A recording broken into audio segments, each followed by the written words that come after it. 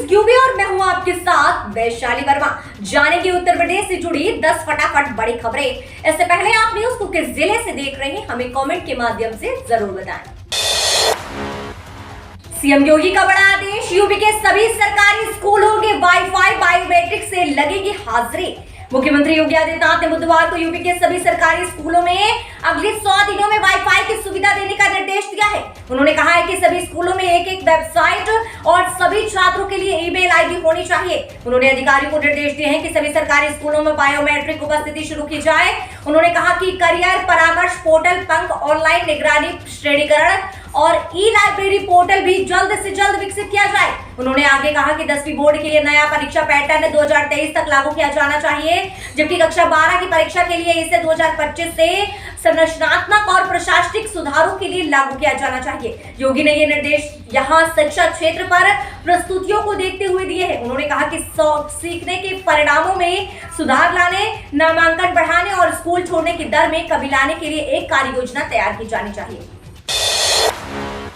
CM योगी ने पुरोहितों, पुजारियों और बुजुर्ग संतों के लिए लिया एक अहम फैसला, जल्द होगा कल्याण बोर्ड का गठन। उत्तर प्रदेश में दोबारा मुख्यमंत्री का पद संभाल रहे योगी आदित्यनाथ कई महत्वपूर्ण घोषणा कर चुके हैं। योगी आदित्यनाथ के दूसरी बार सीएम बनने के बाद ही बीजेपी अपने संकल्प पत्र में कई किए गए वादों को पूरा करने के लिए ताबड़तोड़ फैसले ले रही है। इसी क्रम में बुधवार को मुख्यमंत्री ने पर्यटन विभाग के प्रेजेंटेशन के दौरान अधिकारियों को निर्देश दिया कि प्रदेश के बुजुर्ग संतों, पुरोहितों और पुजारियों के लिए एक कल्याण बोर्ड का गठन किया जाए। यूपी देश का पहला राज्य होगा जहां साधु संतों और पुजारियों को मानदेय मिलेगा और संस्कृत छात्रों को स्कॉलरशिप मिलेगी। साथ ही एकीकृत मंदिर सूचना प्रणाली विकसित करने का भी आदेश दिया। सीएम योगी आदित्यनाथ ने कहा, उत्तर प्रदेश स्थापना दिवस की तर्ज पर हर जिले का भी स्थापना दिवस मनाया जाएगा। आपको बता दें, मुख्यमंत्री ने निर्देश दिया कि प्रदेश के प्रत्येक शहर और गांव में एकता और आपसी सौहार्द बढ़ाने के लिए महोत्सव कार्यक्रम का आयोजन किया जाएगा, ताकि सामाजिक और सांस्कृतिक विरासत को सुदृढ़ किया जा सके। इतना ही नहीं, उन्होंने अधिकारियों को निर्देश दे दिया है कि राज्य में ऑनलाइन एकीकृत मंदिर सूचना प्रणाली को विकसित किया जाए। नया सन में लागू होगा यूपी बोर्ड की 10वीं की परीक्षा का नया पैटर्न, सीएम योगी ने दिए ये निर्देश। उत्तर प्रदेश के मुख्यमंत्री योगी आदित्यनाथ ने बुधवार को यूपी बोर्ड की 10वीं की परीक्षा का नया पैटर्न वर्ष 2023 से और 12वीं के लिए वर्ष 2025 तक लागू करने के निर्देश दिए हैं। एक अधिकारी ने ये जानकारी दी है। राज्य सरकार के एक प्रवक्ता ने यह बताया है कि मुख्यमंत्री ने मंत्री परिषद के समक्ष शिक्षा और युवा कल्याण सेक्टर के विभागों की कार्य योजना प्रस्तुतिकरण के बाद अपने दिशा निर्देश दिए हैं, जिसमें कहा है कि संरचनात्मक, शैक्षणिक और प्रशासनिक सुधार के लिए कक्षा 12वीं भी बोर्ड परीक्षा का नया पैटर्न 2025 तक लागू करने की जरूरत है। कक्षा 10वीं की बोर्ड परीक्षा का नया पैटर्न 2023 से नया सत्र शुरू होने के पहले लागू करी।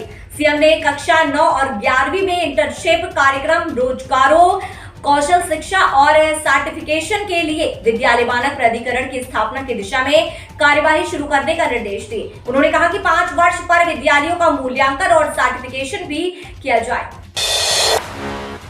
खेलो इंडिया अभियान के जैसा यूपी में बनेगा स्पोर्ट्स कॉलेज, योगी सरकार प्रदेश में बनाएगी नई खेल की नीतियां। देश में केंद्र सरकार के खेलो इंडिया अभियान की तरह कोई दूसरा अभियान तो शुरू नहीं हुआ, लेकिन इस क्षेत्र में भी योगी सरकार ने बाजी मारने की पूरी तैयारी कर ली है। मुख्यमंत्री योगी आदित्यनाथ ने तय किया है कि हर मंडल में खेल महाविद्यालय यानी स्पोर्ट्स कॉलेज या फिर खेल एकेडमी की स्थापना पीपीपी मॉडल पर की जाएगी। इसके लिए यूपी सरकार राज्य के लिए अलग से खेल नीतियां बनाने जा रही है। मुख्यमंत्री योगी आदित्यनाथ के सामने बुधवार को शिक्षा क्षेत्र से संबंधित जो भी कार्य योजना पेश की गई, उसमें खेल, युवा कल्याण और युवाओं के कौशल विकास का पूरा खाता अगले 5 सालों के लिए खींचा गया है। कुछ समय पहले टोक्यो ओलंपिक में पदक जीतने वाले देश भर के खिलाड़ियों को योगी सरकार ने पुरस्कृत कर सम्मान दिया था। इसलिए इस बार योगी आदित्यनाथ ने दूसरे कार्यकाल की शुरुआत में ही खेलों को बढ़ावा देने अपनी प्राथमिकता में रखा है। इसी को ध्यान में रखते हुए मेरठ में निर्माणाधीन मेजर ध्यानचंद खेल महाविश्वविद्यालय की निर्माण तेजी से पूरा करने का निर्देश दिया है। समाजवादी पार्टी सरकार की मदरसा नीति को खत्म करेगी योगी सरकार। यूपी में अब नए मदरसों को नहीं मिलेगी सरकारी आर्थिक मदद। उत्तर प्रदेश में मदरसों को लेकर राज्य की योगी आदित्यनाथ सरकार ने बड़ा फैसला किया है। राज्य सरकार के नए फैसले के तहत अब राज्य में किसी भी नए मदरसों को अनुदान नहीं मिलेगा। जानकारी के मुताबिक राज्य सरकार 2016 में अखिलेश यादव सरकार द्वारा मदरसों को अनुदान देने की लागू नीति को खत्म करने जा रहे हैं। इस संबंध में अल्पसंख्यक कल्याण विभाग द्वारा तैयार प्रस्ताव को जल्द ही कैबिनेट के समक्ष पेश किया जाएगा और जिसके बाद राज्य सरकार इस पर अंतिम मुहर लगाएगी। खबर के मुताबिक राज्य में 2013 में तत्कालीन सपा सरकार में मदरसों को अनुदान देने की नीति बनाई गई है, जिसके तहत राज्य में 2003 तक मान्यता प्राप्त मदरसों को सरकार द्वारा आर्थिक मदद दी जा रही थी। इस नीति के तहत 100 मदरसों को अनुदान दिया गया था। जानकारी के मुताबिक योगी सरकार के पहले कार्यकाल में एक भी मदरसे को सरकार की तरफ से अनुदान नहीं दिया गया था, जिसके बाद राज्य के मदरसों के प्रबंधक सपा सरकार में मदरसों को अनुदान देने के लिए बनाई गई नीति का हवाला देते हुए हाई कोर्ट गए। इसके लिए मदरसों के तर्क थे कि वह मानकों को पूरा कर रहे हैं तो उन्हें सरकारी अनुदान क्यों नहीं दिया जा रहा है। मुख्यमंत्री योगी आदित्यनाथ का सख्त निर्देश, 100 दिनों में हर हाल में चालू हो जाए सभी ग्राम सचिवालय। एक ही छत के नीचे ग्रामीणों को सभी सरकारी विभागों की सेवाएं उपलब्ध कराने के अपनी मंशा को साकार करने के लिए मुख्यमंत्री योगी आदित्यनाथ ने 100 दिनों में सभी ग्राम सचिवालयों को पूरी तरह चालू करने और उनमें ऑनलाइन उपस्थिति सुनिश्चित करने का निर्देश दिया है। उन्होंने पंचायत सचिवों की क्लस्टर के अनुसार तैनाती करने के लिए कहा है। 6 महीने के भीतर 1.5 लाख इज्जत घरों का निर्माण कराने का निर्देश भी दिया है। बुधवार को ग्राम विकास सेक्टर से जुड़े विभागों की कार्य योजना के प्रस्तुतिकरण के दौरान उन्होंने पंचायती राज विभाग को निर्देश दिया है कि 100 दिनों में ग्राम सचिवालयों में जन सेवा केंद्र की स्थापना के बारे में दिशा निर्देश जारी कर दिया जाए। पंचायत भवनों में सीएससी के 750 अतिरिक्त कक्षों के निर्माण के लिए ग्राम पंचायतों का चयन करने के साथ ही धनराशि जारी की जाए। इज्जत घरों के निर्माण पर जोर देने के साथ ही ODF प्लस ग्राम योजना के अनुरूप 5000 गाँव में काम शुरू करने के लिए कहा। मुख्यमंत्री ने हर ग्राम पंचायत में अमृत सरोवर का विकास करने और प्रत्येक जिले में कम से कम 2 मॉडल ग्राम पंचायतों को सभी मूलभूत सुविधाओं व विकास कार्यों से लैस करने का निर्देश दिया। उन्होंने कहा कि हर गांव में एक आंगनबाड़ी केंद्र जरूर हो। सीएम योगी आदित्यनाथ के निर्देश के बाद हरकत में आया शासन, पदोन्नति के पदों पर चयन की कार्यवाही 30 सितंबर तक पूरी करने के आदेश। मुख्यमंत्री योगी आदित्यनाथ की ओर से सरकारी विभागों में क्रमिकों की पदोन्नतियां समय से करने का निर्देश देने के बाद शासन हरकत में आया है। शासन ने चयन वर्ष 2022-23 में पदोन्नति के माध्यम से भरे जाने वाले पदों के सापेक्ष प्रमोशन की कार्यवाही 30 सितंबर तक पूरी करने का निर्देश दिया है। मुख्य सचिव दुर्गा शंकर मिश्रा की ओर से इस बारे में सभी विभागों को बुधवार को शासनादेश जारी कर दिया गया है। 1 जुलाई से चयन वर्ष 2022-23 शुरू हो जाएगा। शासनादेश में कहा गया है कि सरकारी सेवाओं में पदोन्नति से भरे जाने वाले पदों के सापेक्ष पूरे चयन वर्ष के दौरान चयन की बैठकें आयोजित होती रहती हैं। इससे पदोन्नति के पदों को भरने में अनावश्यक विलंब होने से जहां सरकारी कार्य प्रभावित होते हैं, वहीं संबंधित क्रमिक का समय से प्रमोशन न होने पर उसके मनोबल पर विपरीत प्रभाव पड़ता है। इसके लिए पदोन्नति के ऐसे पद जिनके सापेक्ष शासन स्तर पर अपर मुख्य सचिव, प्रमुख सचिव की अध्यक्षता में चयन समिति गठन कर चयन की कार्यवाही की जाती है, उन्हें 30 सितंबर तक जरूर पूरा कर लिया जाए। यूपी में फिर पैर पसारने लगा कोरोना, 856 हुई एक्टिव केस की संख्या, सभी अस्पताल अलर्ट पर। चौथी लहर की आहट के बीच उत्तर प्रदेश में एक बार फिर से कोरोना संक्रमण बढ़ने लगा है।